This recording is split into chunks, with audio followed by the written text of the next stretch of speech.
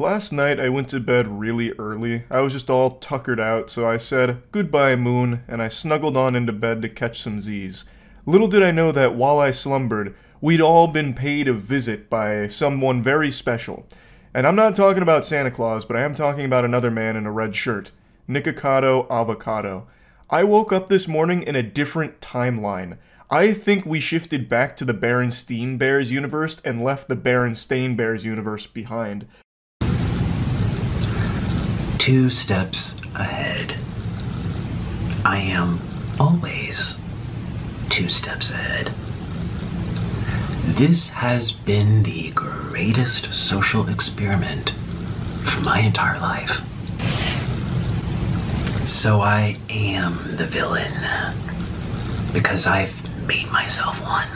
This moment right here is this generation's I Am Your Father. This is up there with the Darth Vader identity reveal. Perhaps one of the most unexpected things I've seen in quite some time. When I was watching this, I let out an audible whoa. Like, I couldn't help myself. My body responded without any other part of me having say-so over it. My body itself, my soul, was shocked when he took the mask off there. So he gives like a villain monologue that sounds like it's out of the Fallout universe, talking about how he's 2 steps ahead because he had played the villain for so long now. Today I woke up from a very long dream, and I also woke up having lost 250 pounds off of my body. Yet just yesterday, people were calling me fat and sick and boring. Losing 250 pounds is an unbelievable feat that's nothing shy of extraordinary. And he mentions how even yesterday, YouTubers and many other people were calling him sad, fat, depressing, sick, and all of that, and still making videos about him, even while he secretly, over the course of 2 years, had been losing all of that weight. And all the videos that people were talking about were actually videos that Nikocado had filmed 2 years prior and kept drip feeding to the community to keep them either entertained or keep himself fanning the flames of drama for people to latch on to. It is actually very fascinating. Now, some of you might recall about 4 years ago, Nikocado, Avocado, and myself had a tiny bit of beef. I'm talking like a Salisbury steak level of beef between us, and we had a bit of a tinkle tussle back and forth pissing contest, and boo! Fact check jump scare. I wanted to double check when all of that took place, so I looked at it. It turns out it was 2021 AD. It was late September, so it's coming up on 3 years, not 4. I was a little off on that. Time moves very weird now. I don't know what happened, but time is moving at a different speed than it used to. After all that drama, I had actually kept up with Nikocado Avocado, occasionally just tuning in to check in and see what's going on. I made a video like a year ago on a piece of content that Nick dropped where he actually did talk about a weight loss journey that he was going on, and I've kind of just been cheering him on from the sidelines ever since then, just hoping that he'd follow through on that and just to see where it all goes. So to see this come up was not only extremely surprising, just given how much weight he had lost in a relatively short period of time. I know to a lot of people 2 years, like on the internet terms, that's like ancient history. Things that happened 2 years ago, that might as well be the fucking void century that no one remembers. But like speaking realistically, 2 years to lose 250 pounds, that's a speed run. Those are gold splits. I haven't made a video for like 2 years, and this is where I'm posting now on this channel, so I hope you consider subscribing if you want. I'm actually posting more next week, so yeah, that would mean a lot to me. On his second channel, he mentions that it's been 2 years since he's made a video, so you can piece little breadcrumbs together in your head and follow this path here, connecting the dots. He has released videos on all of his channels over the course of 2 years. Quite a few of them. Not to the same frequency that he used to, but he still had a ton of videos that he's releasing over the last 2 years. Videos that were posted 2 weeks ago, or even as recent as 5 days ago, where he is that same weight, were all apparently recorded years ago. And it's not like it's CGI and it's not AI-generated content. Nick actually just had a crazy backlog, like the Library of Alexandria for mukbangs, and he just kept going to the vault to upload some of that old pre-recorded content as if it was new, and people were none the wiser. I even went through these two videos here in particular just to see if I could find like a date somewhere on like his phone, or when he went to the Heart Attack Grill, like maybe like a calendar sticking on a wall, but I didn't see anything. Maybe I missed it. I did kind of go through it like 2x speed, so maybe it like flashed by really quick and I just didn't see it. But I do believe him that these were recorded years ago, because that's the only logical explanation for how he is 250 pounds down right now, yet 5 days ago he has a video at the Heart Attack Grill where he's still like 400 pounds or whatever it was. Dude was playing chess while the rest of us were playing checkers. He played us like a goddamn violin, and Nick loves the violin. Many of you might not remember this from the Nick Expanded Universe, the lore, but he was actually an incredible violin player. He was more decorated than, like, Captain America in terms of accolades when it came to this. Like, in his field of violin, he was a very well-regarded, talented player. And he came out here and just fucking Gangnam Styled on us. He really did play us like a sweet melody on that instrument. It was a long 8 years, wasn't it? It was a long 8 years. And I didn't think that it would have gone this long, but it did. And it was like a bad dream that, yeah, it was like a really bad dream that we were waiting for it to be over. And it's over. It was just a dream. For a long time, Nick became synonymous with breakdowns on camera. Nick and breakdown went together like a peanut butter and jelly sandwich, and that's something people talked about a lot, but then always talked about how it was always fake for views and drama and controversy. I have always somewhat believed that there was always an element of truth to some of the things Nick was saying. I really do believe that Nick was miserable with what he was doing, but felt like he had to keep doing it because that was his source of income. That was his livelihood. And he was probably very afraid to just stop doing that. Which is completely understandable, because if people are subscribing to watch you eat yourself to death and you stop doing that, they might leave. And now you've got your ass in your asshole and no money being generated anymore because the audience left from you not doing the content they wanted you to be doing. And I really do feel like he felt like he was a prisoner to that for a while. I'm not trying to be an armchair psychologist here, it's just I've watched a lot of Nick's content and it really does feel like there is a lot of truth to some of the things he has said during these moments. And the way he talks about it here, calling it a bad dream, isn't exactly a glowing review of that time. You know, if someone said that to me, like, hey Charles, I know we spent 8 years together, but it's kind of just like a bad dream I'm done with, I wouldn't exactly be smiling from ear to ear about that. But now Nick has made some big changes, clearly, and his audience is extremely supportive. They are very receptive to this, cheering him on in a big way, pumping their fist and celebrating this. The video on his main channel about it is exploding. The video on his second channel is exploding. He's made 2 videos and both are popping the fuck off. His community is showing nothing but love and oodles of support for this. And it's what people have said for a long time, that if Nick actually did go through this weight loss journey, it'd probably be extremely good for him. Like, not only health-wise, but like in terms of his channels and like his community. It's inspirational. Like, people would love to see that, and I think it's clearly showing here. And it's not like Nick has to stop doing mukbangs just because he loses a lot of weight. And it seems like he is going to continue to do mukbangs because he loves doing them. We were all just dreaming. Cheers. And I love being a mukbanger. I love food. I like eating food. And I like being here. So let me know what you think. Just because he's lost 250 pounds doesn't mean that he's washed and you need to hang the jersey in the rafters and retire his jersey number. You know, like, he can still keep doing mukbangs the same way he was before, but now in a healthier place. And like I said last time when he had lost, I think it was like 89 pounds at the time, he seems happier. You know, like, I'm not his therapist. I don't know Nick personally, but just from what comes across in the content, he seems happier at lower weights. Like, in the content where he weighs less, he actually just seems like a happier person. At least that's the impression I get watching it. So it's really something to celebrate here with what Nick has been able to accomplish.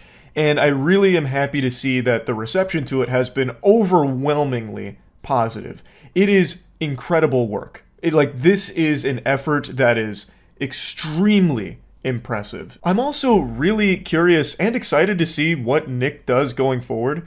If he's going to continue to do like exclusively mukbangs, or maybe he's going to talk about this weight loss journey that he secretly went on for a long period of time. I'd be really interested to see like what he did to lose all of that weight so quickly.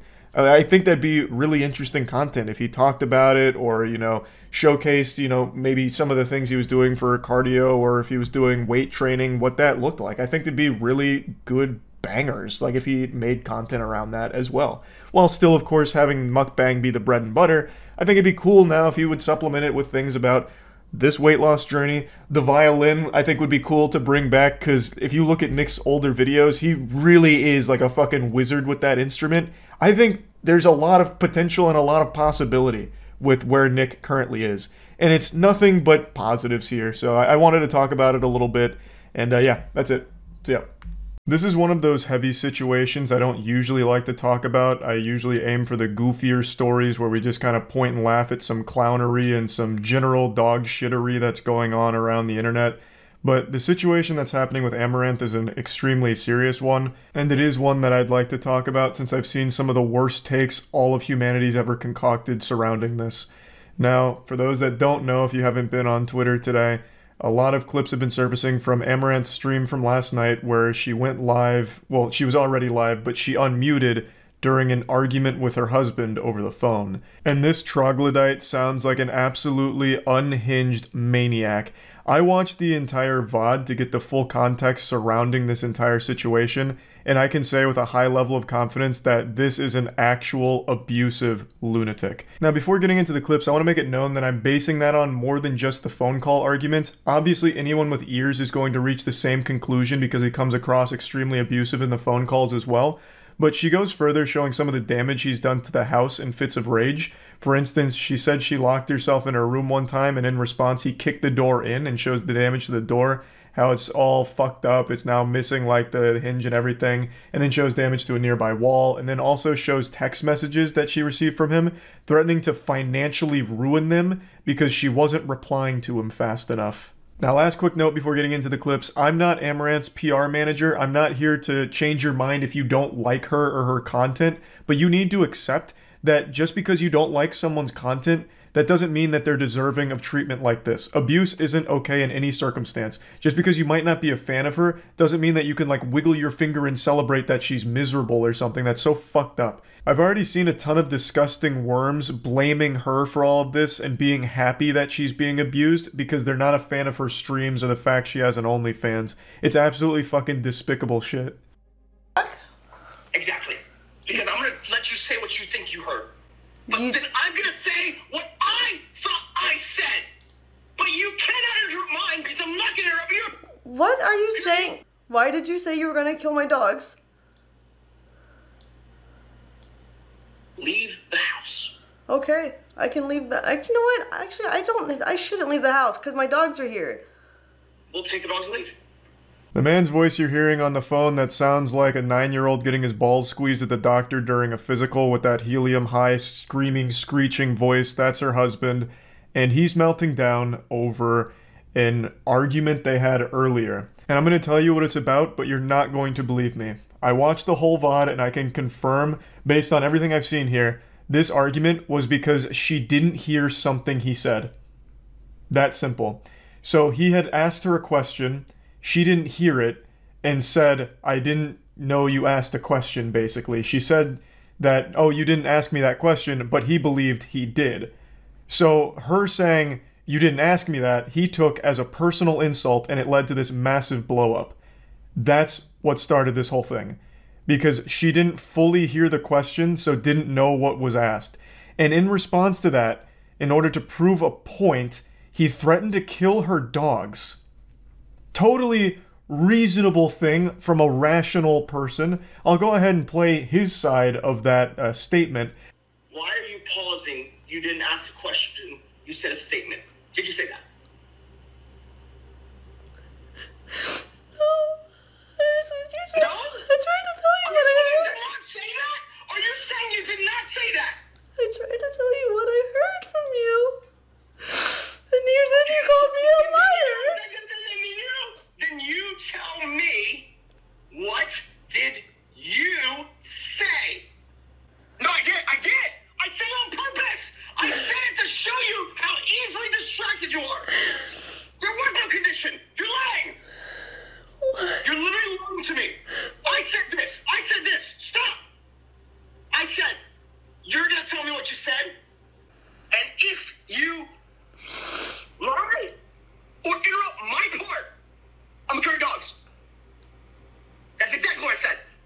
So Big Bang Theory over here hatched the genius idea, a galaxy brain scheme, to prove that she wasn't hearing everything he said.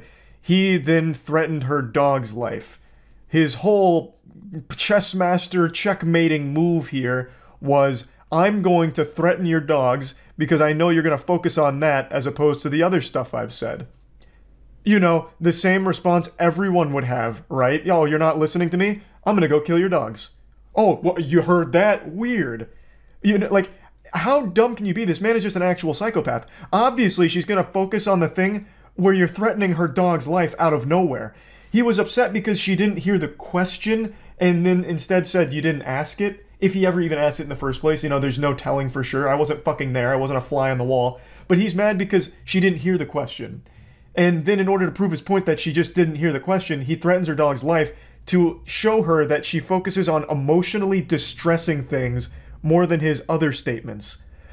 That's, you fucking dummy. Everyone's going to be focusing on emotionally distressing things when it's a goddamn threat. And I said that because I knew when I say that, instantly, you don't remember, you forget what you said and what I said. Both. Why do you have to say you're gonna kill my dog? What does that help anything? Because, stop. Zoom out.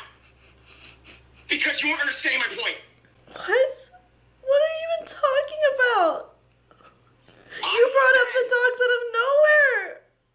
Exactly. So What point is there improving? See? You're proving my point right now. What? I'm asking you to... I don't even understand what you're saying to me. I know. That's my point. This man really thinks he's smart. You can tell just by the way he carries himself in this conversation. He really thinks he's some intellectually enlightened being who just found atheism for the first time on Reddit or something. Like, this guy talks like the most pretentious douchebag you'll ever hear. As if his point is the only ever accurate one, and he's so benevolent, he even talks about how he's forgiven her for not hearing him sometimes. Like, what a saint. But I want to quickly address something a lot of people keep bringing up, the sub-5 IQ take of, well, she shouldn't have aired this publicly. Alright, Dr. Phil, Jesus Christ, let's tackle that for a moment. Let's go over the reasons why she might want to air this publicly. This man has access to all of her accounts. He has all of her passwords, and in this conversation even threatens to make fake tweets to ruin her career, and even goes as far as to typing them up, but doesn't hit send. She is basically his prisoner, because she has tried to go to authorities, at least based on everything I've seen in this VOD, and she has recorded other conversations, but in response, she had her shit broken by him and had her phones taken away by him. Literally got physical with me. And then, like, fucking tried to take my phones away because he was gonna destroy my PC when I recorded it. Now he's just trying to say bullshit because he knows he fucked up. He just admitted he was lying. Fucking asshole. So she tried gathering evidence on her own. It was destroyed. She tried calling the police. Apparently that didn't go super well either because he took her phones away. Like, what the fuck else is she supposed to do? I think this was a very good course of action here, and publicly airs it all out so that way this can help her in her case in getting away from him. Now, he didn't know this was being streamed, obviously. He was under the impression she had stepped away to take the phone call, but she came back after, I'm guessing, the threats against her dogs, and just unmuted and did it publicly. And I do think it was a good, I think it was a good decision. I have the tweet drafted. I'm just gonna send it now. What are you sending? The false fucking, swatting of your husband. And then having your fucking assistant do it too. You literally tried to take my phone. I got scared because you got physical, and I called... Yeah, but I'm tweeting it now, so good But luck. so you're lying on my Twitter. That's gonna look real good. Sure, whatever. I don't care, I'm tweeting it. You're... I'm Amouranth's assistant, or I'm Amouranth's husband, and she is swatting me and calling the cops and calling it a false abuse claim. I didn't say you abused me. I called the cops because you literally were on top of me trying to take my phones from me. You're literally just lying on my Twitter. Yeah, I don't care. I built the Twitter. Yeah, you used my body to build this empire. And I'm gonna get your OnlyFans banned too. So here he is admitting that he was just going to lie about a story to ruin her career and then get her OnlyFans banned as well. So you can clearly see that he had access to all of her shit.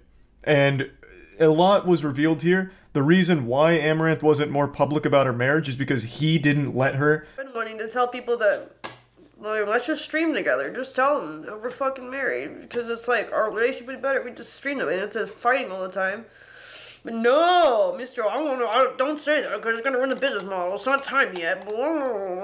Fuck yourself. I'm done with it. The reason why she started doing hot tub streams and committing the hot tub streams is because he forced her to. So a lot of this shit came out about how awful of a person this guy is and how controlling and how scummy and shitty he is.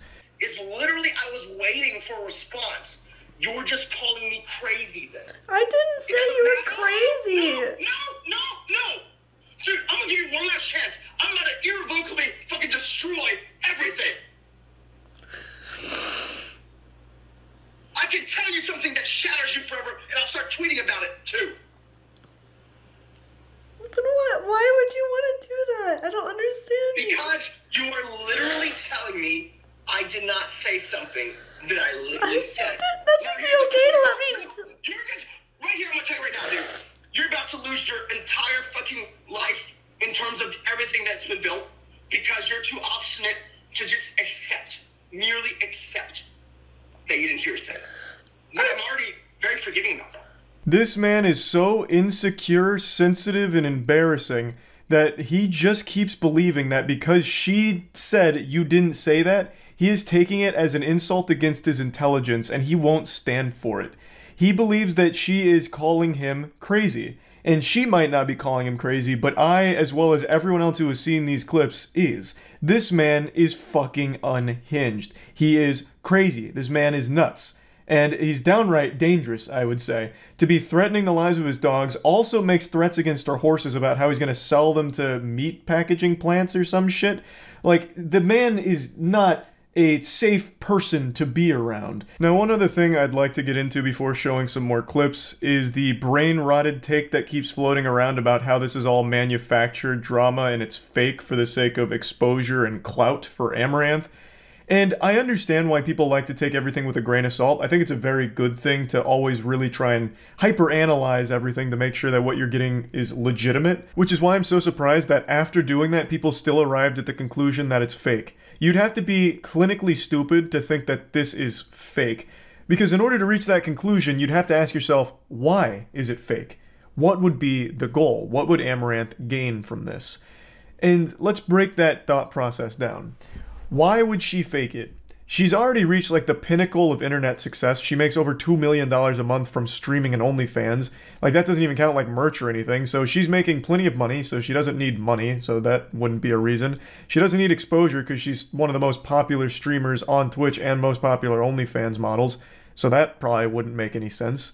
So why would it be fake? There's nothing to gain. There's only things to lose because now it's public that she's married. So that would be a detriment. Even though it's something she wanted to share, there are those delusional weirdos who believe that by donating money to her, they'd get to date her. Like, that's obvious. So this coming out doesn't help her in any way. There'd be no reason why she'd fake this for anything because she has nothing to gain from it. It's just a nonsensical take from people that clearly haven't thought about it for even an iota of a second. Man, we're in the house now. It's like, the next time when I say plan, do it. Dumb fuck, do you understand? Like, what plan are you talking about? It's like, fuck this, I'm calling you. So I disappeared from stream. Take a call. So I can't, tell them I can't talk right now. We're getting Wi-Fi. I don't care. You get the call now. Last chance. About to dump your luggage. You know, from my hotel room. But throwing your stupid merch off the balcony. Proceeding to ditch your stuff. You don't need the makeup or the live view, like the stream epic. Or the clothes, huh? Deleting social media in 1 minute. Buying options that expire and blasting the cash. About to shut down bank account, your bank account too. Lag is terrible, stream is garbage. It's like, about to delete Twitter in 30 seconds. If you don't call me, my phone's literally off, right? I'm just like, it literally died. Gonna donate $250,000 to Polo Missy. It's like a bird sanctuary he likes. In the next 2 minutes, $250K gone. We'll donate. Pretty alarming stuff here. Just look at these texts. The man is draining their finances faster than a crypto bro investing in the latest shitcoin. Just blasting all their money down the drain. Just fucking shitting it away. because she wasn't replying to him in a reasonable time. It should be obvious that this isn't healthy behavior from a sane individual. But if you need more evidence of that, let's go later into her stream where she starts showing some of the house itself and some of the damage that he's caused. Script of L-U-T-H. You know what you are. I would lock my door, but he broke that too. So... Best advice I can give during my divorce my grandma gave. This too shall pass. Both phones from me. And so I ran in here to call the cops, and he literally kicked the door in and broke, like, this doesn't even have a hinge anymore. What an absolute nightmare. And you want to know what's really sick about the whole thing? There are people saying that she absolutely deserves it because she does OnlyFans. Can you believe how fucked up that is? And also, a lot of the things people shit on Amouranth for, like pretending to be single to get money from simps or whatever, isn't even her idea, apparently. It's her husband, who is controlling every aspect of her life, it seems. He has access to all of her accounts. He's the one who comes up with her schedule and tells her what to do on stream and all of that. So a lot of the things that she gets shit on is actually her husband doing it, making her do it. And yet Amouranth is the one that has to roll with all the punches. And then once she turns off stream after being insulted all day by a ton of people, she then has her husband insulting her and yelling and screaming at her. Fucking unbelievable. The set of circumstances here are so incredibly sad. Like, just genuinely awful. And the stream ends in a really concerning way. I'll go ahead and play the ending of the stream to you. Hello? Hey. I haven't gotten any calls.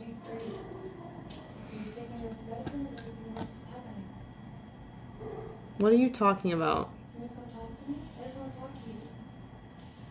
Why would you ask if I'm taking my...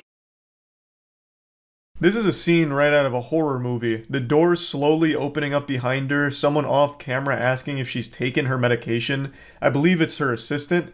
But even Amouranth is confused, like, why are you asking about the medication? You know, like, that's irrelevant to everything. So the assistant knew what was going on here, and for some reason asked about her taking medication, I guess implying that, you know, maybe she's having, like, some kind of mental breakdown.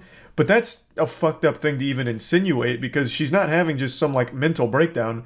Her husband is yelling and screaming at her over an extremely minor issue and threatening to ruin her entire career over it. And making threats against her dogs and her horses. Like, this isn't just some mental breakdown kind of thing where she, you know, she's off her meds, so now she's crazy. Like, her husband has made a massive fucking threat, not only to her career, but the things she cares about. It's a very serious thing that most people would respond to in the same way. She's just doing it live, probably because she felt like she was out of other options. So, I think it's a really weird thing for her assistant to ask. And the door opening behind her, I think, is eerie. I think that is scary. She hasn't posted since this has happened. Hopefully everything's okay, but no one knows as of right now. But I think this is an extremely important situation to talk about because for some reason, people are dismissing it as no big deal, which blows my mind. Like, this is a legitimate case of abuse on stream here. And I don't know why people aren't saying it as such. Granted, most people are, but there still is a community of people that still think it's not an issue and that it's her fault. Why is she staying with an abuser? You know, she brought this on herself. If you're in a toxic relationship, just leave. All things spoken by people that have never even felt the touch of another human being. The absolute worst takes imaginable. But yeah, anyway, I just wanted to talk about this a little bit. That's about it. So yeah. Yeah, I know, I'm the millionth person talking about this situation, but how can I help myself? I'm an addict, and my drug of choice is silliness.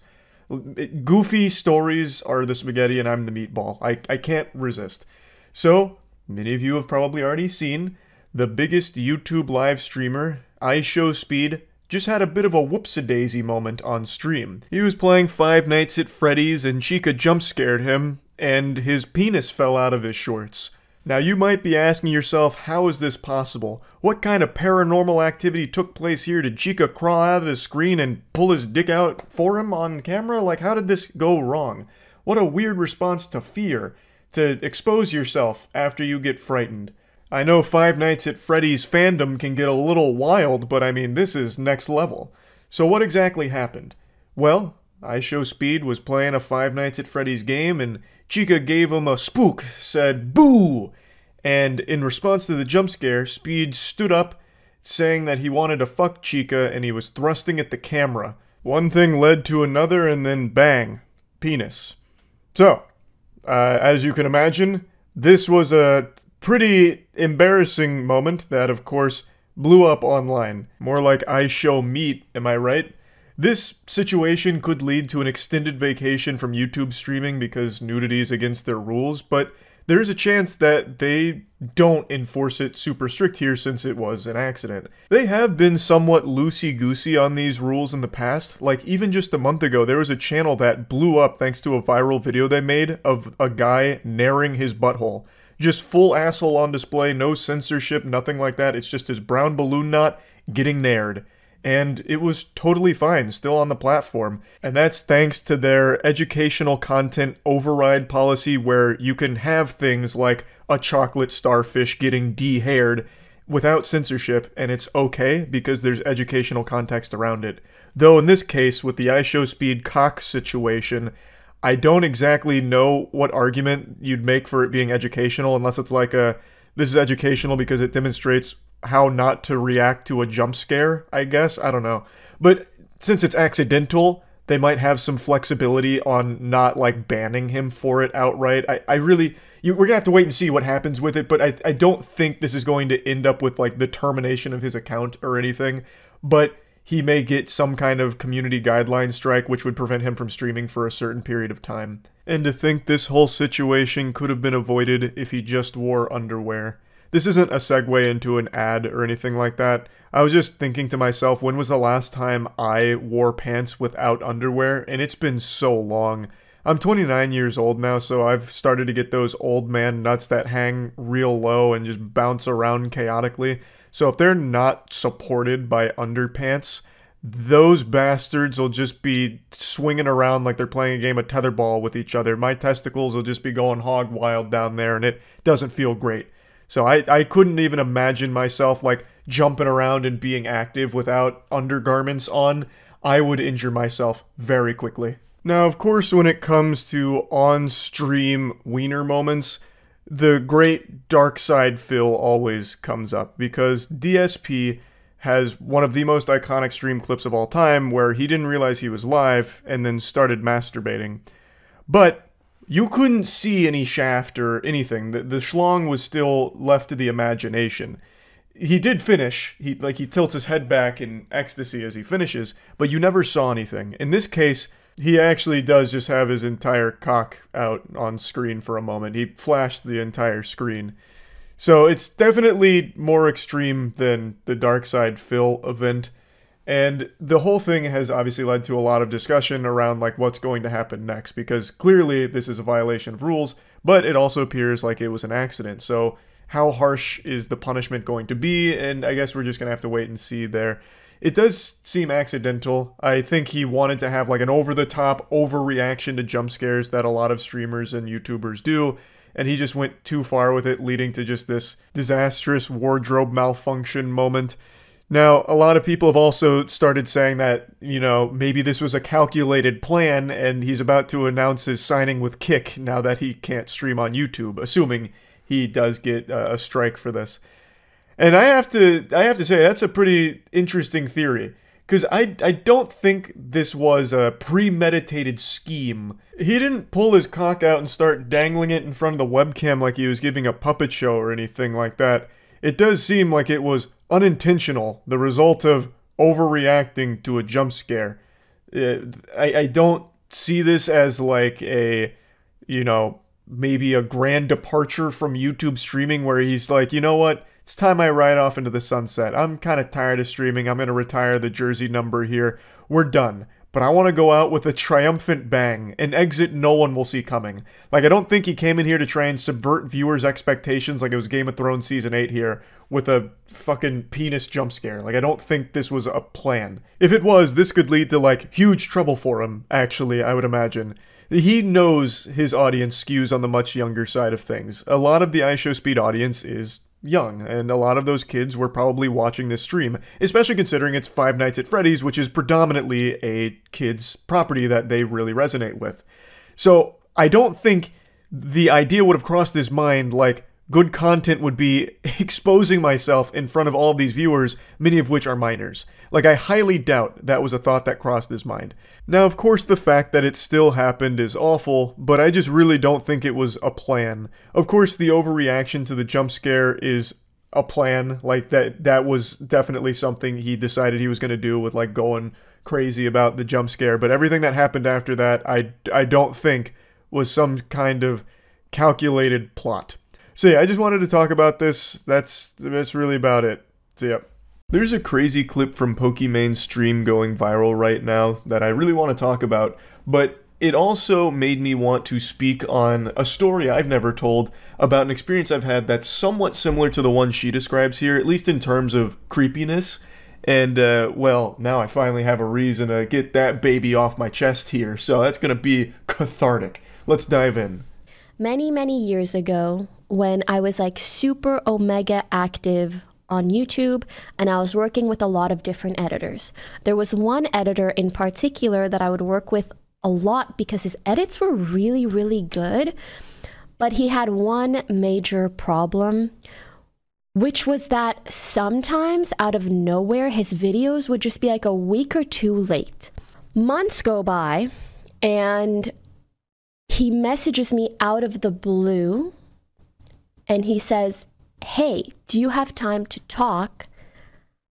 I'm ready to finally tell you why I've been struggling so much with deadlines." In the history of the human race, I don't think there has ever been a good ending to the sentence, "Hey, do you have a minute to talk?" That always precedes the most vile shit you'll ever hear in your life. I can't even imagine a situation where you'd hear that sentence and think anything other than the most negative thing you'll ever hear is about to happen. Like, imagine you're in heaven and the Lord pulls you aside right in front of the pearly gates and he says, "Hey, you got a minute to talk?" Well, you immediately assume you're just going to hell. Like, there's just no world where that sentence ever precedes good news. Tell me why he proceeds to tell me that the reason why he would sometimes turn around videos a week or two late is because he couldn't stop touching himself. I was trying to pick which word to use. To me, his, in a way, employer of many months. Stop for a second and really let that stew in your noodle. Let it marinate for a bit. How Coomer-brained must you be not only to do this degenerate act of just fucking beating your meat to a streamer's gameplay footage that you're editing, but then tell her that the reason you're late on some of the edits is because you can't stop squeezing your hog to the footage that she sends you. There are so many layers to this onion here. Let's just start by picking apart the most obvious. Why? Now, I know in the most severe cases of porn addicts, they'll sometimes try and communicate directly to the porn star by, like, leaving comments or sending messages or whatever, and that's always the saddest shit you'll ever see. That'll bring a tear to even the strongest man's eyes. Occasionally you'll see those moments where dudes try and directly communicate to the porn star, leaving comments on their posts saying things like, "Can't wait to watch this one when I'm off work," or "When my wife goes to bed, that's when the bad boy will play. Thanks for providing me with tonight's entertainment," whatever. Like, just leaving these desperate posts, you know, cock in hand, giving a salute, like, "Thank you, madame, for your service. This will be a legendary gooning sesh." But even in those cases, they're communicating with someone they don't know. This guy was her editor for many months. And he was not only jerking off to the content he was being sent, which was just gameplay videos, I imagine, or like just chatting stream moments, nothing even sexual, and he was still choking the chicken to it, fucking playing the skin flute, and then had the gall to tell her that he was doing that is just incomprehensibly unhinged. She was his boss. She was employing him, so he basically went right through HR, bypassed that protocol, went straight to the top of the food chain, kicked in the door, and said, "Listen, boss, I'm fucking obliterating my wiener, and what are you gonna do about it? That's why I've been late on my deadlines." like, I don't think he came in with that energy. I bet he was, like, super shy about it. He was probably like, oh, Pokimane, so I know I've been kind of late recently, but it's only because I was, ooh, how do you say, jerking off to your work. When I tell you I've never halted a conversation so fast, because I'm like, you're the person that I send, like, hours of footage to. I don't want to know what you're jacking it to. I don't want to know more. I shouldn't even know how much I know right now. I shouldn't know. I'd actually argue that it's better she did know this, no matter how awful it is, but that way she can get the fuck away from this weirdo ASAP. Just say, take a hike, Buster. This is fucking terrible. But I felt so bad. So when he's like, you know, like, this is like an addiction of mine, I genuinely felt really, really bad. So I still paid him for months. What the hell do I do? Fire him? Am I even allowed to fire someone because they're... That's definitely towards the top of the list for the best reasons to fire someone. That actually might be reason number one why you could go ahead and can somebody. Because they can't stop fucking beating their cock to you, their employer. And they're also not doing their job well by being 1 to 2 weeks late. Which, by the way, is a long time of just fucking gooning here. This degenerate would miss his deadlines by a week or even up to 2 weeks because he was obsessively polishing his scepter to his employer. You 100% can and should fire someone like this. It's not like the Better Business Bureau is going to defend him. You're not going to have agents show up at your door knocking and be like, hey, listen, we know what happened here. You discriminated against this kind, gentle sir. You fired him just because he was obsessively masturbating to you. Well, I'll have you know this is a free country, ma'am. This is a civilized society. You can't fire someone for that. There's no crime. What is the charge? Busting a nut? An immaculate gooey nut? This is democracy manifest. Like that just wouldn't happen. But I actually understand why she was hesitant to do that. And this is where I'm going to get into a story I don't think I've ever told. I'm pretty sure I haven't. Where I had something somewhat similar happen a long time ago. Not to this level, but something closely related. So a while back, I used to just accept any voice acting role I was offered by any human being with a pulse on the planet. If they said they needed voice lines done, I would do them for free just because I really enjoyed doing it. It's actually how I met Jackson, and if you have ever watched the official podcast, you'll know that our X-Men origin story between Jackson and I's friendship is that Jackson actually scammed me through this process. He sent me an email asking if I'd be down to do voice work for his upcoming game, and then sent me like some in-game screenshots and promotional screenshots that were actually just Dark Souls images that he photoshopped to fit his game style that he tried to sell me on. And I was like, yeah, fuck yeah, I'm definitely down to do voice work. And it turns out he never had that game, he just wanted to play games together, and we did, and ended up becoming extremely close friends, and now we make God Slap together. Like, he's been a friend of mine for almost a decade now. And it came from that. But there's definitely a dark side to that. The Sith Lords definitely did exploit that very stupid thing I used to do, just accepting any voice acting roles ever from anybody. So, I think this was after I had met Jackson and after we were friends. I can't quite remember the exact chronological timeline here, but I received a very interesting email from a very peculiar man that, under any other circumstances, probably would have triggered red flags in a sensible person's mind. But for me, I saw the word like voice acting opportunity and I was like, I'm in. Say no more. So I emailed him back saying that I was absolutely down to do this and when should we get to work on it. So we communicated back and forth a little bit and eventually set up a Skype call. Because this is when Skype was still popular. I think one of the best things that's happened in modern day is that Skype has died. That was legitimately just like fucking official malware. That was the worst program that ever saw success, and I am embarrassed that it ever got as popular as it did. But this was a different time and day back then. So we went in Skype and we had our first voice call a couple days after that initial email came through. And it wasn't like super weird.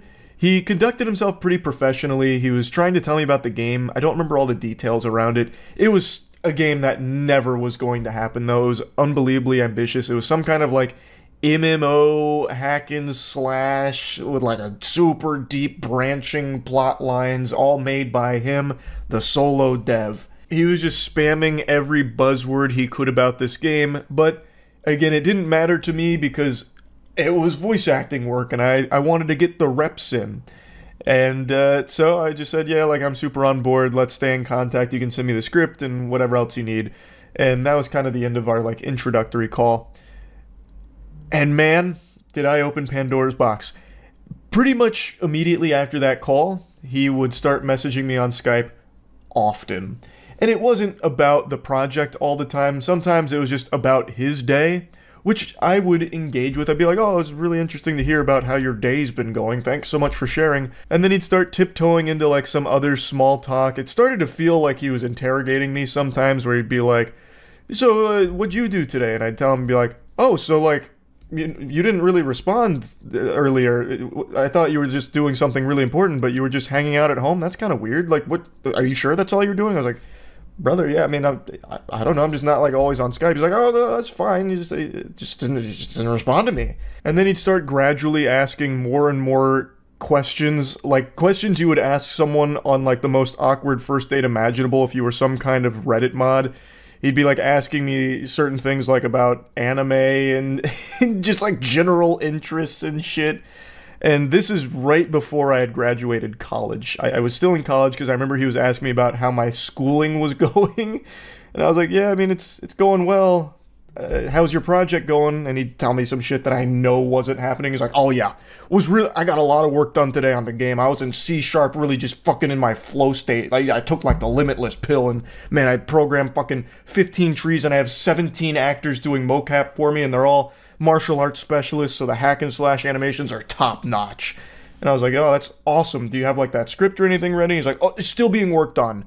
And then he just keep kicking that can down the road and change the topic of like, but enough about the game. Tell me about exercise physiology. What's that like? And it's like, brother, you're not my mom. Like, why are you checking in like this? I don't care. And we're not really like close or anything. So why would you get upset if I don't like respond to you in a timely enough fashion? Like, it was just a disaster. So this went on for like a few weeks of this kind of stuff happening every couple of days, and I was ready to just wash my hands of it and just say, all right, this voice work isn't worth, you know, I'm not getting the juice isn't worth the squeeze, as they say. So I kind of just started to let that peter out. I'd really very rarely respond to him, so he'd send me like a few messages over the course of like a week or two that I just would ignore. And then it got really bad. This guy was sending me, like, deep messages, and some of them just very unsettling. And then he eventually sent me a message talking about how he's about to end it all. And, you know, he doesn't expect me to respond since I haven't responded in so long, but he just wanted me to know how much our friendship meant to him and all that. And I fucking freaked out, immediately responded to that when I saw it.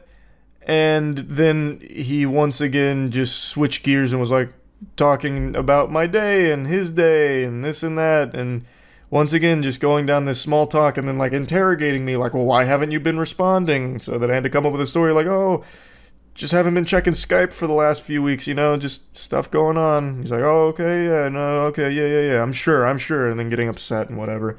I recommended him getting, like, professional help, which he claimed he was doing and seeking, but it wasn't really working. The only thing that really helped him was our little chit-chats back and forth. So obviously, I kept that door open, and luckily, the frequency of his messages was much slower, so over the course of a few months now, the messages were far less often. So it wasn't that big of a deal, but it still just felt miserable to keep this communication open. It felt like a hostage situation where, like, if I didn't respond, he might do something, and it was scary. And as this continued for quite some time, he'd make threats occasionally of harming himself if I didn't respond in, like, a fucking speedrun fashion to one of his messages. When I got into a relationship, he sent a really creepy message about, like, well, is it serious? Why is it serious? What do you see in her? That kind of thing. Like, it was all really alarming shit. And I'm not going to keep boring you with details here, but Similar to how Pokimane didn't immediately fire that guy because she, like, felt bad for him or was, like, a little afraid of what might happen or whatever. It's easy to take a step back when you're not involved in it and just be like, oh, this is what you should have done. But when you're actually in one of these, like, really weird fucking situations on, like, a personal level here, it's just a little harder to do that. So I do understand that, but again, definitely the right course was firing that guy. In my situation, eventually what I did was I just stopped responding. If he did send me one of those messages, I would reply just telling him he needs professional help, and I won't talk further about these kind of things with him because I am not a professional. I'm not equipped to deal with that or handle that or help him in any way. He needs real help. And that would be how I'd respond to those messages when he sent them, and he eventually stopped. But that went on for a long time. But yeah, anyway, just kind of wanted to talk about all this. That's about it. So yeah. There are some questions we may never know the answer to. What happens when we die? What came before the Big Bang? Why am I so short? Why did Dr. Disrespect get banned from Twitch at the height of his popularity in 2020? Dr. Disrespect was the face of Twitch, one of the largest streamers on the platform and one of the largest streamers just in general in the world. And out of nowhere, in 2020, he received a permanent ban, with no elaboration from Twitch's side, nor his. Though he has been somewhat vocal about suing Twitch as a result of getting banned, but he's never explained what the ban was for in the first place. So it's always just been this mystery that's plagued the minds of scholars for the last 4 years. A mystery on par with Area 51. And now, last night, there was a new development in this situation. Now, I want to be very clear, these are still allegations here, but a former Twitch employee on a random Friday night just came out and dropped a fucking bombshell claiming that Dr. Disrespect got banned because he was caught sexting a minor using the Twitch Whisper system and trying to meet up with them at TwitchCon. An extremely surprising statement that jump-scared the entire streaming community. Like, first of all, I didn't even know people used the Twitch Whisper system. That, in and of itself, was a shock. Twitch Whispers is more archaic than AIM and more useless than flavored toilet paper. It hardly functions. It's a joke of a messaging service. But anyway, these are obviously massive allegations against Dr. Disrespect. Now, they didn't provide any evidence or proof of the claims. However, a lot of other parties, like journalists, came forward saying that they had heard similar things from Twitch employees. Like, their trusted sources had told them similar stories about the reason behind Dr. Disrespect's ban. But again, no evidence has been provided publicly for all of this. Right now, it's just a lot of people saying, like, this is what we heard too. Dr. Disrespect did reply to a tweet talking about it a little bit, saying, "Jake, seriously, I get it. It's a hot topic, but this has been settled. No wrongdoing was acknowledged, and they paid out the whole contract." The vast majority of people were pretty unsatisfied with that response from the doc because it's a bunch of hooey, like mumbo-jumbo legal lawyer speak that doesn't actually say anything.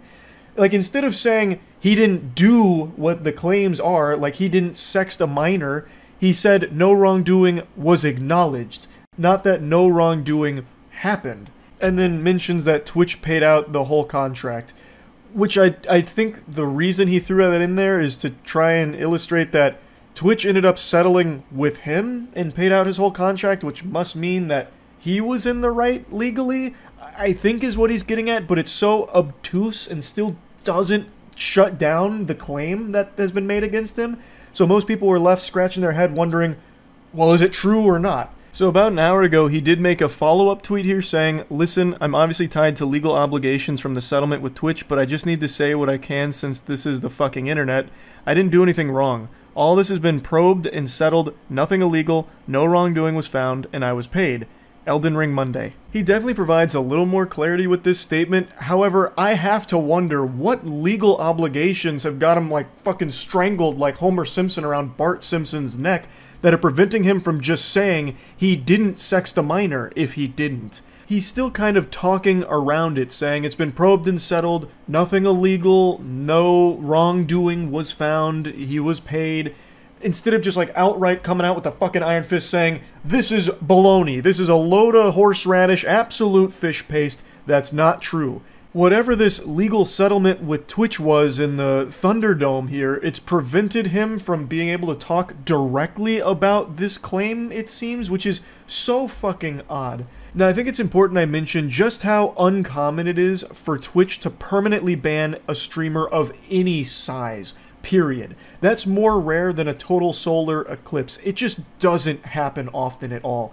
There was a streamer who went live and she goatsied herself directly at the camera on Twitch, only got a 72-hour ban. A year or two ago, there was a streamer who had full-blown sex on stream and she only got a 72-hour ban.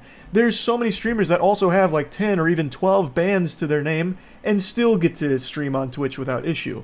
So a permaban doesn't happen often, and it certainly doesn't happen often to the biggest streamer on their platform, and Dr. Disrespect was under a big contract with Twitch at the time of his ban. So for them to permanently ban him at the height of his popularity while he was the face of their platform with a big contract from them, it had to be something big. And the theory I subscribe to, and the most commonly accepted theory for why he was banned, was that it must have been some kind of big contract dispute. This time period was a wacky one, quite quirky for sure. It's when Mixer was still around, God rest its soul. It went out with a sad, pathetic whimper, a little wet fart into the wind, but at the time, it was a juggernaut, and it was scaring Twitch. It had recently bought Ninja off of Twitch to Mixer, it bought Shroud, and there was a little bit of a panic from Twitch, who then started issuing massive contracts to streamers on their platform to keep them there and away from Mixer.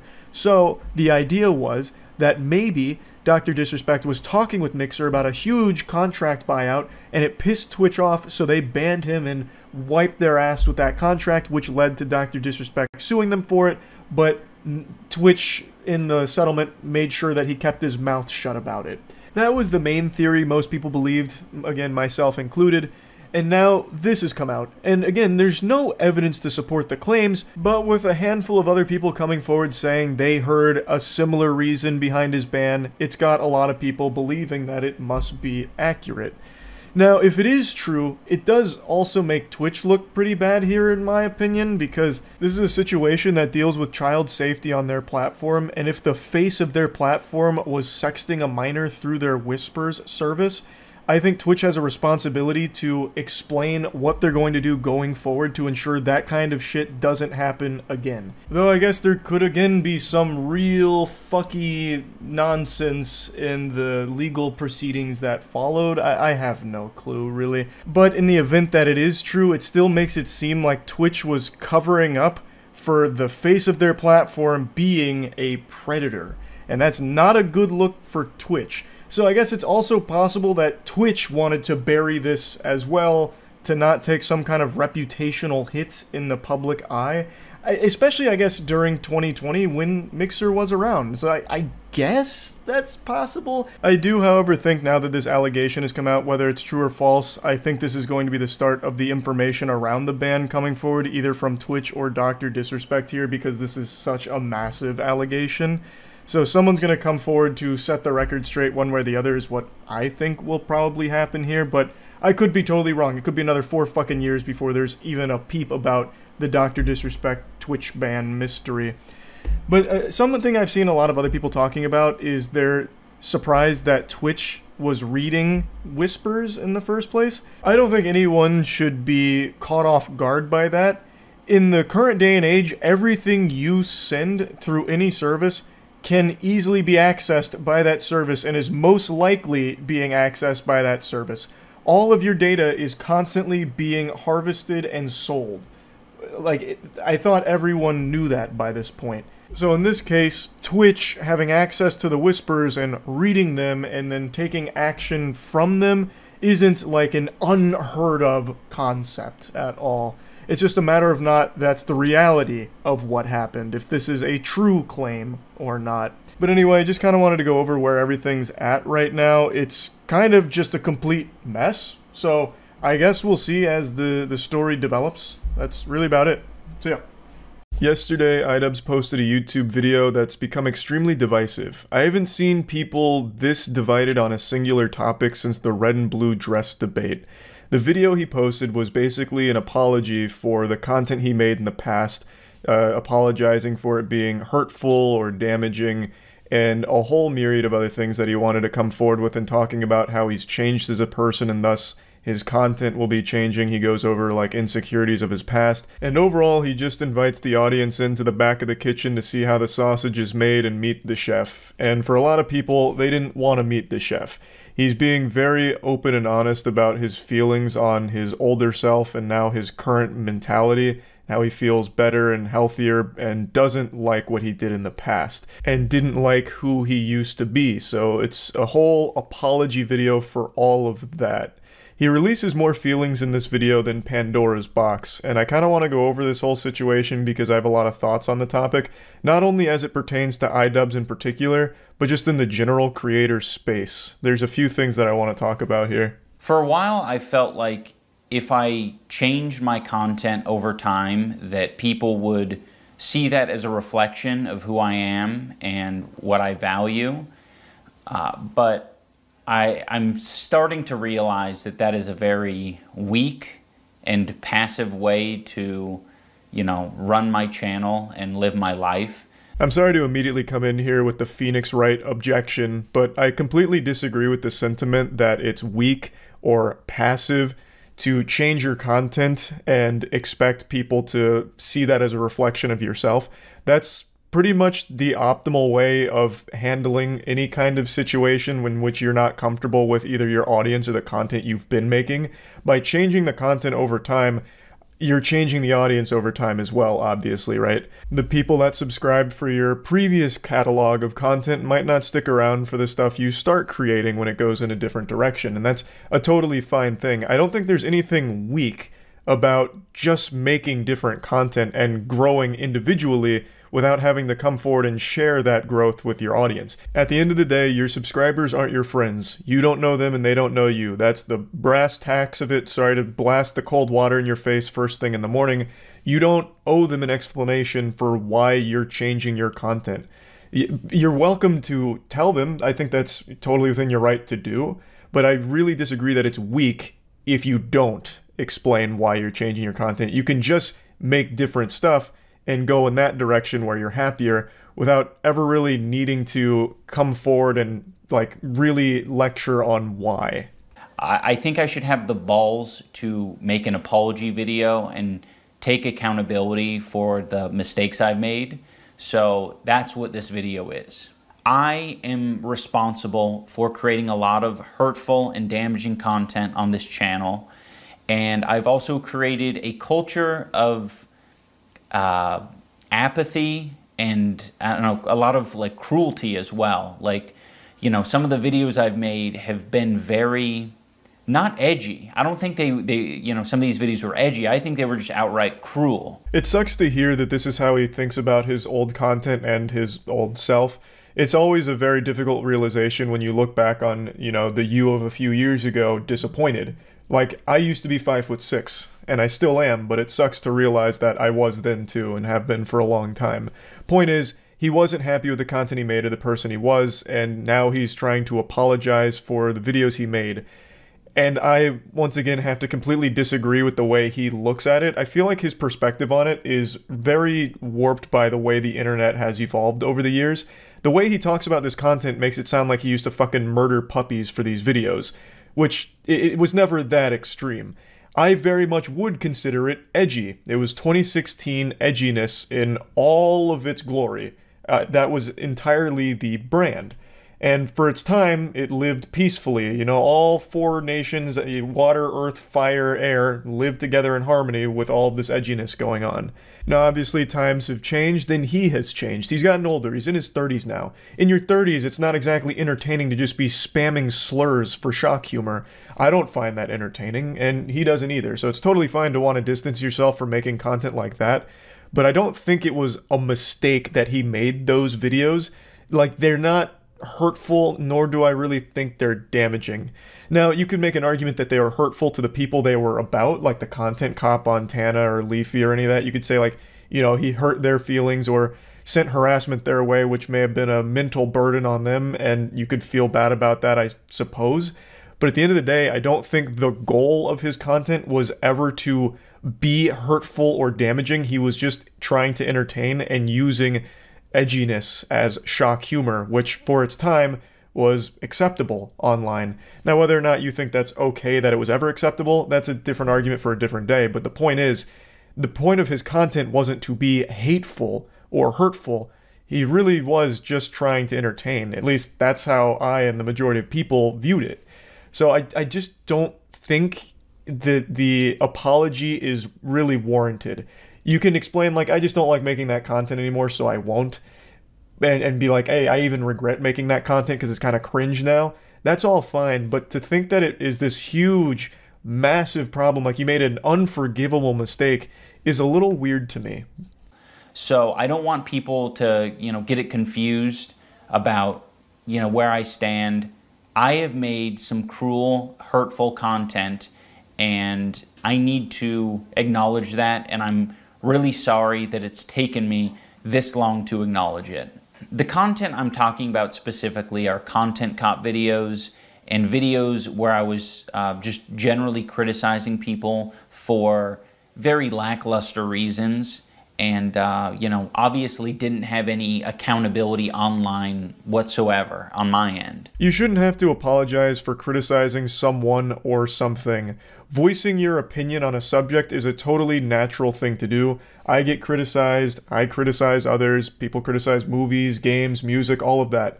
And to try and vilify the idea of criticism being evil, I think is a little dangerous, because then you just create these echo chambers and no one ever really grows from that. I think it's totally fine if you regret the way you criticize things, the way you approach the subjects. If you regret how you handled it, that's okay. However, I wouldn't necessarily say that you were picking apart people for lackluster things.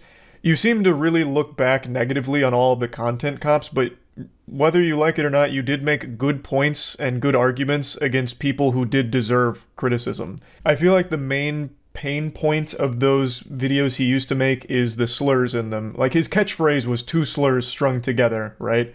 Like, that's not exactly something to be super proud of. I get that. But to go back and say, like, all of it's shit, all of it's, bad and cruel, I think is going way overboard, because it's not. I don't think any of it was cruel. I don't think the criticism was unwarranted, but it's fine to just regret the way you handled it to a certain extent without saying all the content was damaging or cruel or bad. I was morally grandstanding and acting as if I am any better than any of these people that I was making content cop videos on. And I'm not. I'm a human. I'm a real human who makes mistakes. And, I make a different set of mistakes than the people I was making videos on. But it doesn't matter. I don't think anyone deserves that level of cruelty or hate. It's also indoctrinated a lot of people into thinking that this is an okay way to behave. And it's not. I feel like there's a chance he may have been hit by a Men in Black neuralizer and had his memories rewritten of what that content actually was. Because I never got the impression from those videos that he was morally grandstanding or that he was trying to pitch himself as superior to them morally. He never really tried to make himself seem like he was better than them. In fact, he would multiple times point out, like, his problems as well, and even give them advice on how they could have attacked him better in response, giving them ammo if they wanted to use against him. It all seemed very self-aware, not from like a moral grandstanding perspective, but just you were lending criticism in a goofy way to entertain your audience as well as provide legitimate points for why these people are doing bad things or have done bad things. For example, making a content cop on Leafy and bullying him the same way he'd bully the people in his videos, right? Like, that's not exactly the most cruel thing in the world. It's just making a point and making that point entertaining to your audience. I am very insecure about my ability to create interesting content or like entertain. It's gotten better over the years, but it's something that I have struggled with constantly. And it's one of the reasons why I, kept making this hurtful content. You do interpret that as an excuse, but I hope that that is relatable to other creators who maybe struggle with the same thing. Now, this subject right here is something that extends beyond the iDubbbz situation. It's the insecurity, especially with a creator who's found a lot of success with one branch of content, that fearfulness to try other things because you don't know how to be perceived and you're a little worried about your ability to even deliver something that's not the norm that your audience is used to. That's a very honest look into that mentality, and you see it all the time on the platform with people that have found success in one niche and they never leave it. And that's because there's always that fear that if you do, you'll lose your audience or you'll just not be good at it. So most people live in the exact same style of content forever. And that's how I was for like the first 8 or 9 years of this channel, doing nothing but gameplay and commentary videos, spouting the word nipple and titty and cum as much as I possibly could within the first 2 minutes and throughout the rest of the video. But eventually, you do take a risk and you try other things, and I always think that's the most fulfilling thing a creator can do, which is branch out from their niche. At least to try it, you know, dip your toes in the deep end of that pool and give it a whirl. I was being very bigoted in a lot of my videos, and I justified it because, you know, I didn't think it was too serious. And I thought that people were going to see that I had good intentions, you know, but that's so silly, you know. Casual racism is still racism. Casual bigotry is still bigotry. And, you know, I said a lot of things that I look back at and I cringe now, and I'm like, that is an awful thing to say. This I completely understand. That is totally normal to look back on that and cringe, right? In your 30s and really any age over 16, you're not exactly going to be getting a hearty ho ho ho belly laugh just hearing a bunch of slurs being spammed. Real life isn't Call of Duty lobbies. I don't think many people in the real world are going to be like laughing and fist pumping hearing you just shout slurs as comedy. So that makes sense to look back on that and cringe. However, none of your videos came from a place of hate. At least I don't think so. I don't think you were ever a racist or a bigot or anything like that. You used those words for shock humor. That was the whole goal, the edgy shock humor of using those words. And you made it pretty clear that that was kind of your drive. And he does mention it in this video with the it's either all okay or none of it's okay mentality. But I really think most people were able to recognize that the things he was saying weren't coming from a place of legitimate hate. Now, you can of course still say that it's unacceptable that he was using slurs for shock humor and punchlines in his videos for the jokes. That's a totally fair perspective to have. But it's still, I think, a little ridiculous to make it seem like it was this big of a deal that it warranted a whole apology video in which he makes it seem like he'll never truly find forgiveness and he'll never forgive himself for it, for saying the slurs in the videos and making the content he did. Because again, like, he's talking about it like he's a fucking reformed racist, like he was actually a racist and now he's not, when I don't think that was the case. He was an edgelord, and that's it. I feel like this whole video could have just been summed up very easily like, hey guys, it was fucking 2016. I was edgy, and now I think it's cringy, so I don't want to do that anymore, and we're closing the book. That, you know, we're shutting that chapter down, putting the kibosh on it. Now we're doing some other stuff.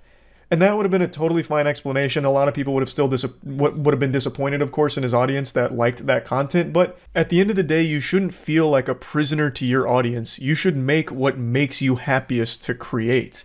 Like, I don't think you should have felt obligated to make this video. Like, I don't think this situation was so damaging that it warranted this kind of, like, fucking presidential press conference here over it and apologizing for the content you made back then.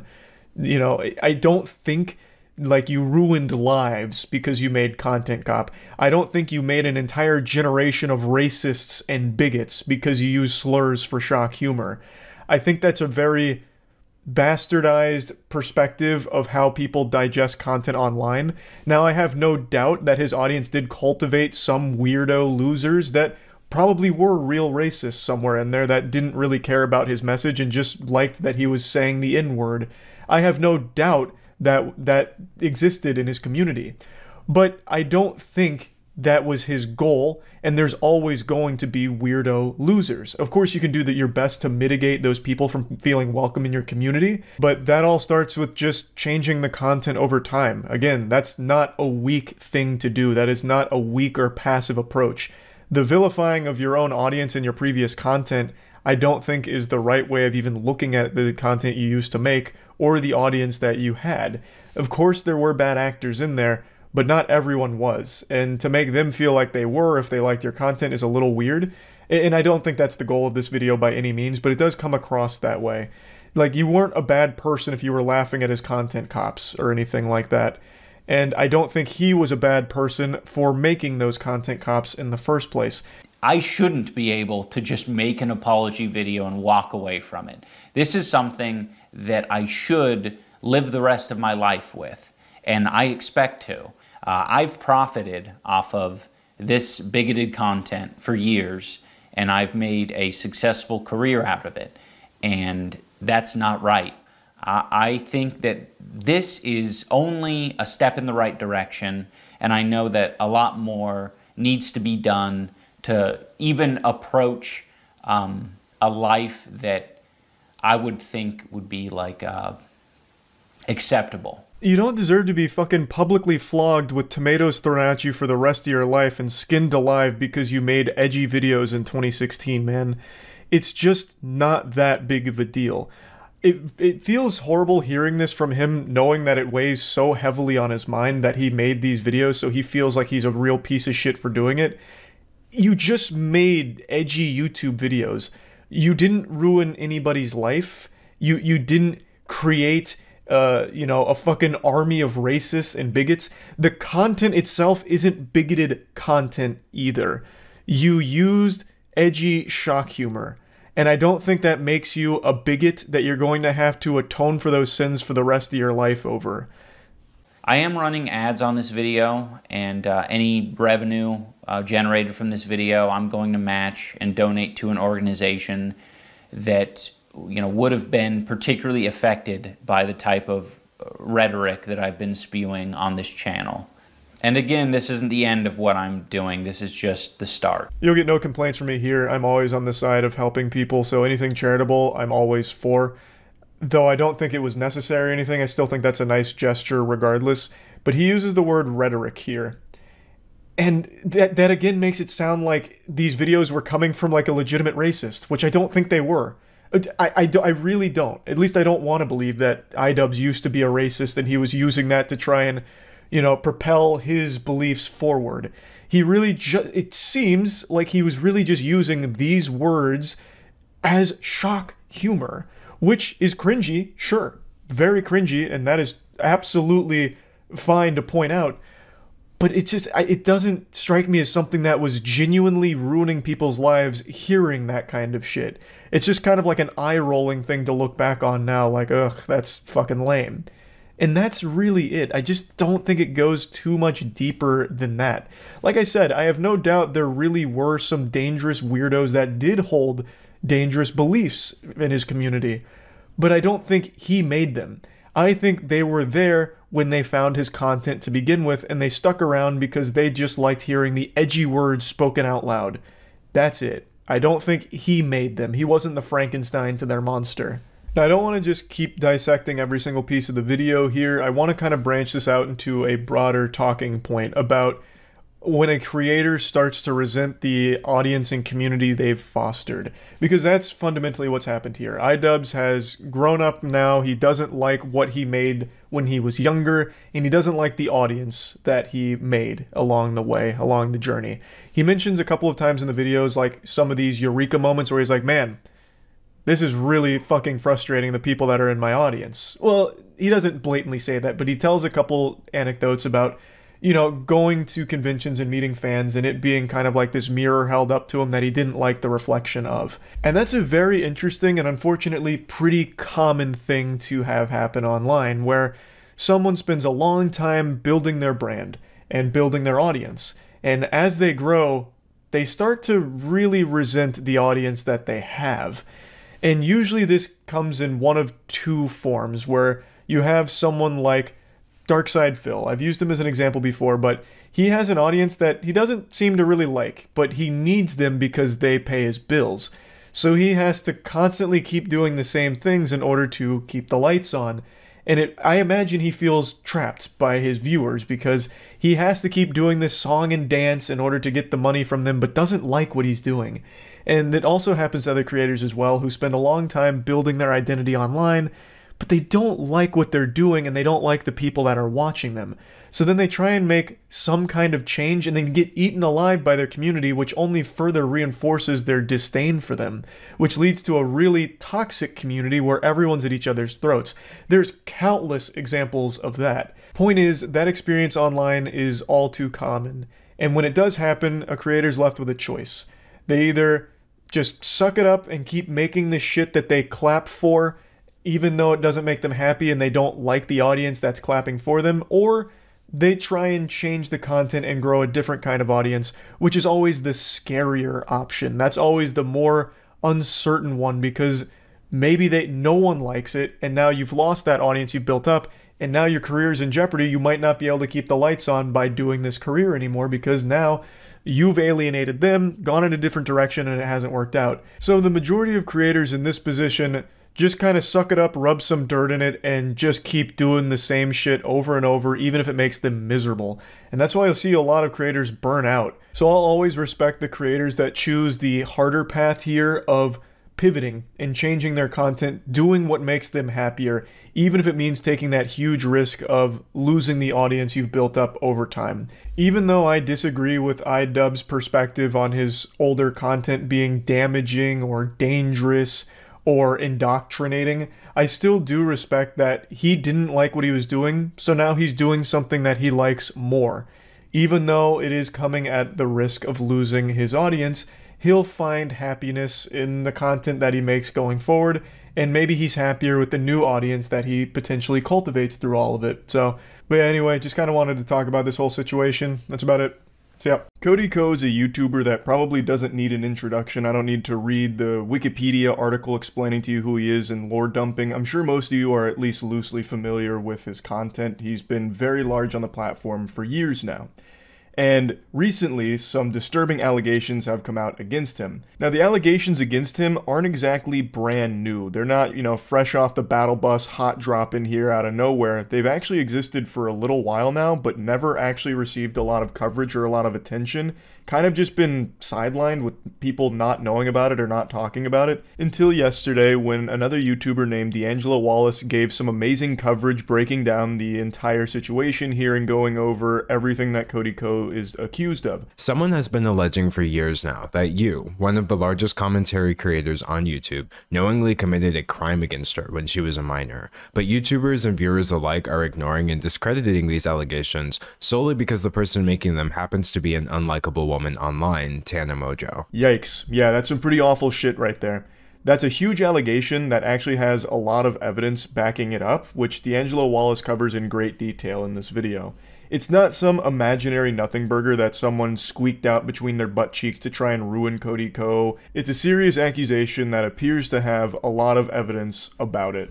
I'm not here to accuse you of committing a crime in this video because I can't do that based on someone else's allegations. Nobody can definitively take these allegations as proof, but at the same time, they should still be looked at and not treated as an open secret and swept under the rug like you've been doing for so many years now. I think that's a great point. Even though these are still allegations with nothing that's been proven, since there is so much supporting evidence around the claims, it definitely is something that needs to be examined thoroughly because it is a huge deal. And speaking of this podcast, about a month ago, she hosted a live episode in front of an audience, and the conversation turned to you. Who's the smallest you've ever had sex with? Oh my god, no one look at me, Cody Co. I can say that. I was literally 17, I can say that. This clip started making the rounds, and people were understandably perturbed, because if Tana Mongeau was 17, you would have been 25. So people started speculating, and Tana decided to set the record straight. I hooked up with Cody Co when I was 17 and he was 25. I'm going to go ahead and break down these numbers here because it seems like people are starting to struggle with math, like teriology starting to pop off with 1 × 1 = 2 and all of that. I'm just going to go ahead and explain this. 17 is less than 18.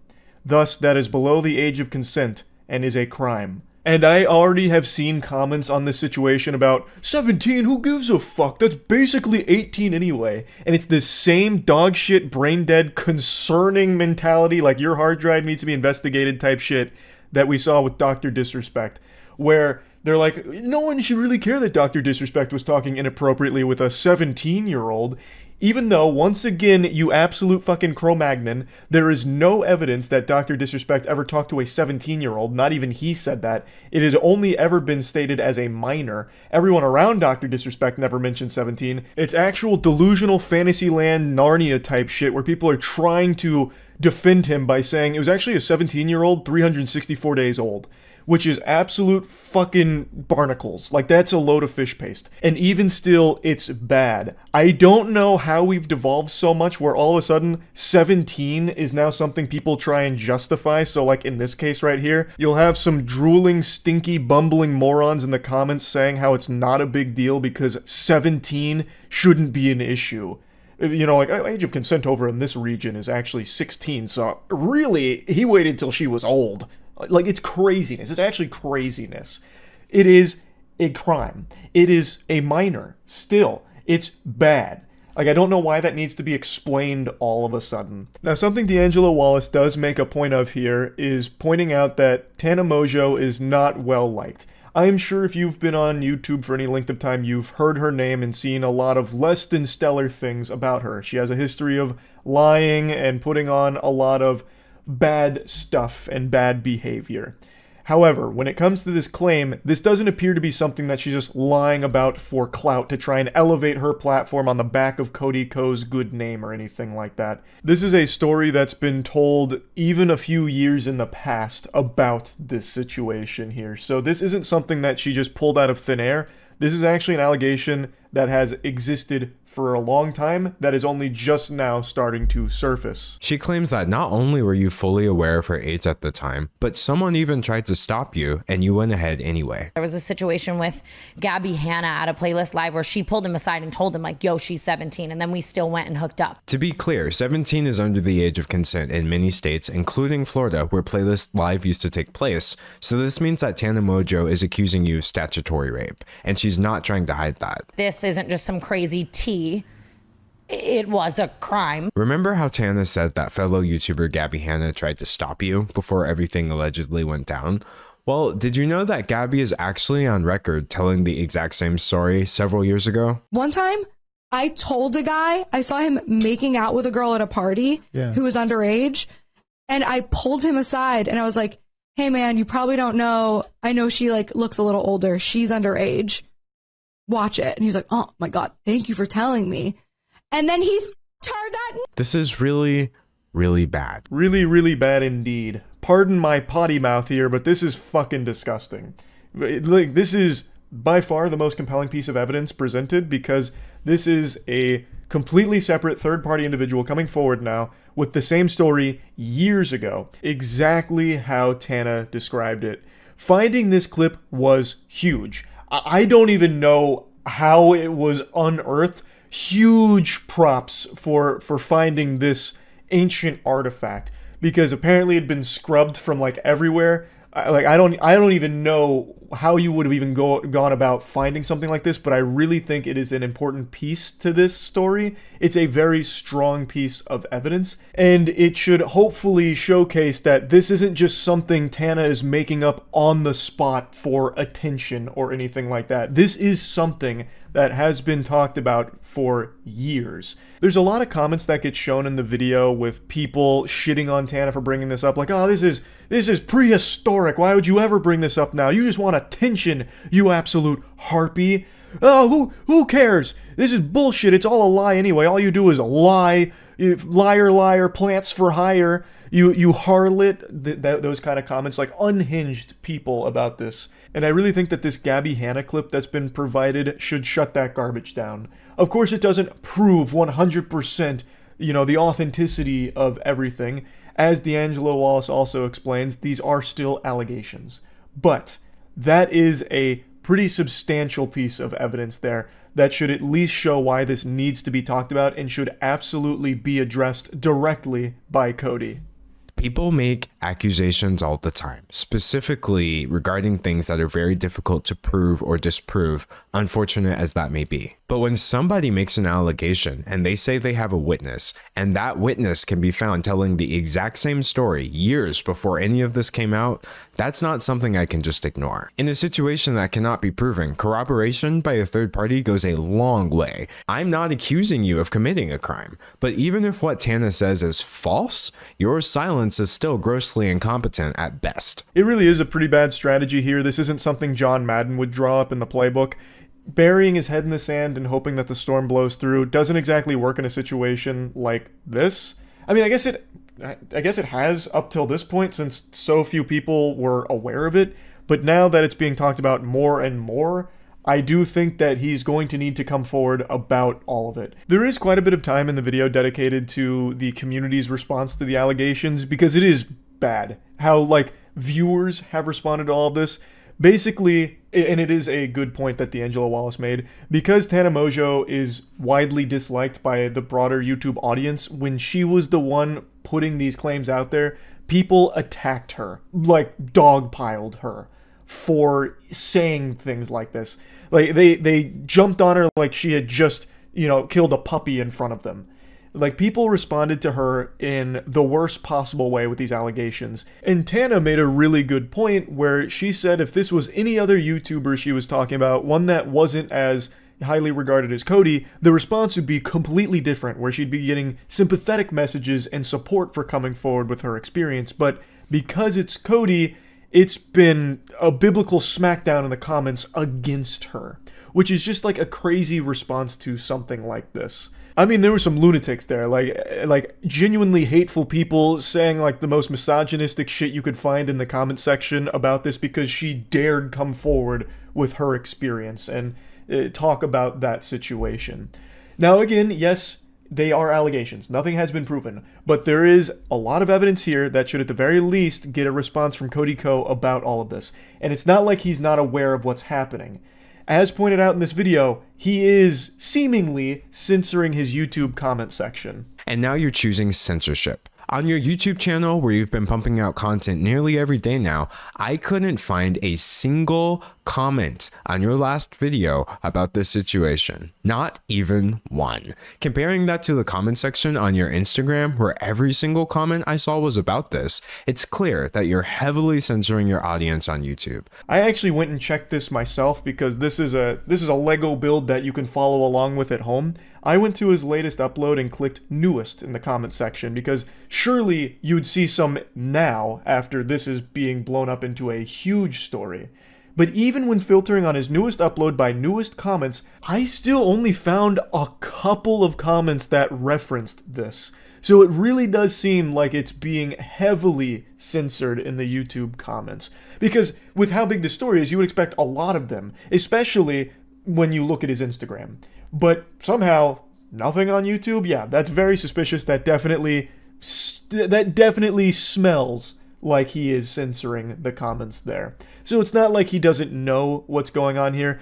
Tana also said that he had reached out at some point kind of about this, saying like, are we good?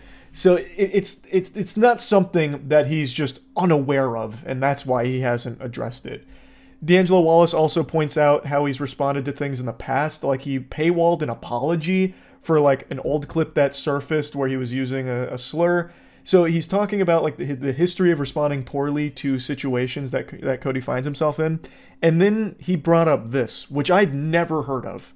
Not many people know that you've already lost fans over an eerily similar topic. You used to frequently feature and promote your college friend Colby Leachman in your videos, until it came out that during your school days, Leachman's university put him on probation for, as a United States District Judge would later put it, the non-consensual videotaping of a sex act with another student, showing the video to other people, lying to the police about the video, and behaving horribly to that individual and at least one other woman. To make matters worse, the woman in the video also alleged that Leachman drugged her before the recording and that she hadn't actually consented to anything at all. You had this man in your videos. You were telling us to follow him on Instagram, and at some point you did wise up, so he's no longer part of your content, but he still seems like he's very much a part of your friend group. From the continued hangout since then to inviting him to your wedding just last year, people are under the impression that you're best friends with someone who, at best, committed an illegal sex act and at worst worst, is an alleged rapist. And no matter how many times people rediscover this information over the years,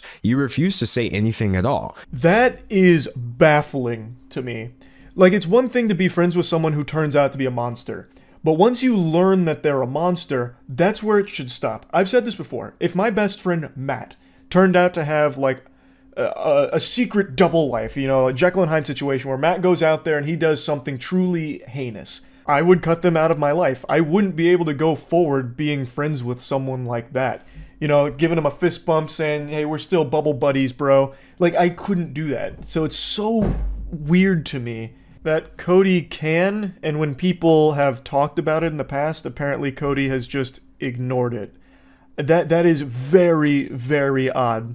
I haven't seen a single channel over 1 million subscribers do so much as acknowledge that this situation exists. And I'm not talking about channels that never would have discussed something like this either. I mean the same channels that were rightfully calling out people like Dr. Disrespect for texting a minor, which are the same channels that are now completely ignoring a scenario with an even bigger creator being accused of doing something much worse. D'Angelo Wallace makes a point a couple times in this video about the silence on this subject being staggering, considering in the YouTube ecosystem there's tons of commentary channels that'll cover a wide variety of topics, sometimes rumors that aren't nearly this serious, you know, like a 2-part docuseries on that time Markiplier allegedly pooped without peeing.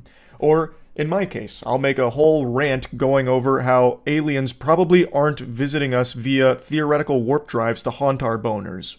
And yet, somehow, a story that's this serious just slips through the cracks and didn't have many people talking about it until very recently. So I'd like to at least take a quick moment here to explain why I hadn't covered it. Now, I did hear the whispers about this Cody Co allegation about a week ago now, where someone in stream chat had mentioned, hey, have you heard what Cody Co apparently did with Tana Mojo?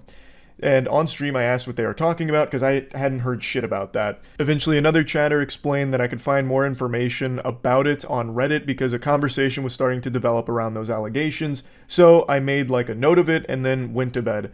The following day I got home pretty late and then went to follow up on things from the previous night, because sometimes during stream I'll make like tabs about what people are telling me to look up. I don't do react content on stream or anything anymore, so if it's like a video that people are recommending I check out to get caught up on something or whatever, I'll make a tab for that video and then watch it when I get back to the following day.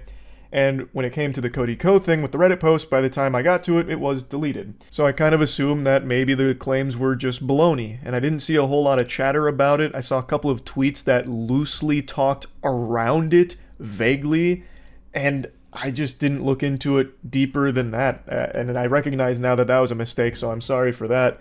But I just didn't find a lot of information at the time, until, of course, last night when D'Angelo Wallace posted the video covering all of this.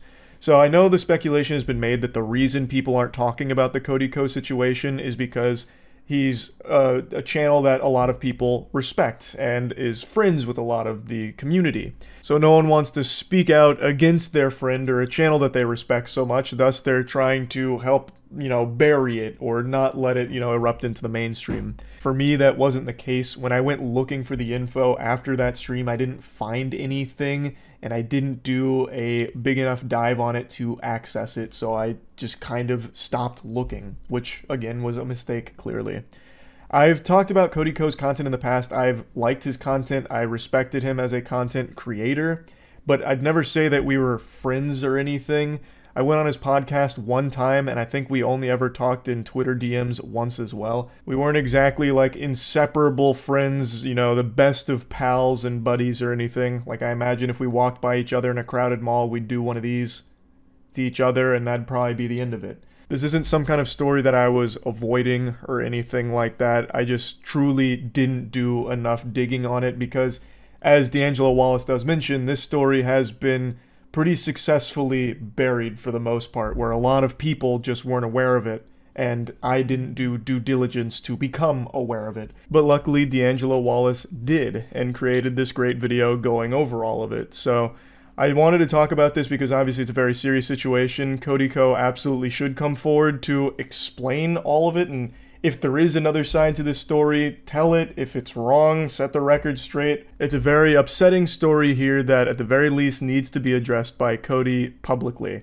This can't be another paywalled apology situation or anything like that. This should definitely be something that he comes forward and actually talks about.